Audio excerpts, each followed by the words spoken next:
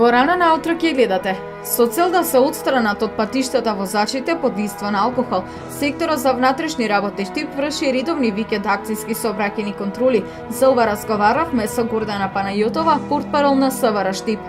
Се подсетуваме за животот и делото на мајка Териса, која ќе биде прогласена за светица. Папата Франциско ќе го потпише декретот за канонизација на мајка Териса и ќе го објави официјалниот датум за нејзино прогласување за светица. Дали сте знаеле дека во Втората светска војна настанал митот дека морковот го подобрува видот? Ви принесуваме кои се хранливите вредности и лековите својства на овој зеленчук.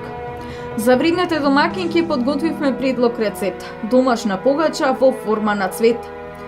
Постхумано промовиран роман од Петра од авторката Павлинка Ѓорѓеовска. Настанот го организираше јавната локална библиотека Илинден во покровителство на општина Делчево. Во рана наутро дел од овој настан.